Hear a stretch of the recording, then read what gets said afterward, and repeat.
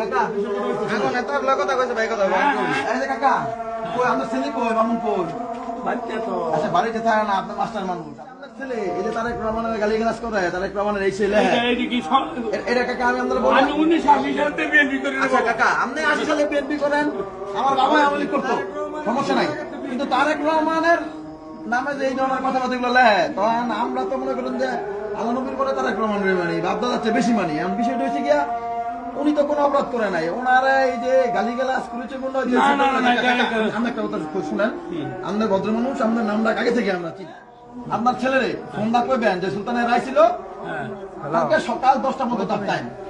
কালকে 10টার মধ্যে হ্যাঁ যাতে ফেসবুকে এই হই যেটা লেখছে এটাতেই হই যাতে কয় যে ভুল করছে ভুল স্বীকার করে কাকা যদি ভুল স্বীকার না করে এটা আমি লাইভে আসছি কাকা একদম মনে করেন যে সারা বাংলাদেশে দেখতেছে আমার নেতা তারেক রহমান দেখতে পারে আমার বহিষ্কার করতে পারে আমার কোনো আপত্তি নাই এর বিচার কিন্তু আমরা মনে করেন যে যেই জায়গায় পাই আমরা বিচার করে দিব কাকা যদি আমরা ব্যর্থ হন কাকা টাকা রাগ করেন আমার কথা আমি আমরা আপনার সম্পূর্ণ সম্মান রাখি আপনার মাস্টার মানুষ আপনি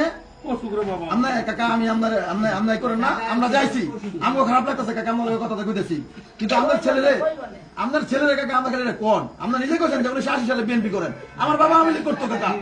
আমি বিএনপি সবসময় করি আমি 1975 সালে মানি। আমি কিন্তু আমরা শুরু দিয়ে গেছি আরে দেখ টাকা পয়সা লেনদেন আমরা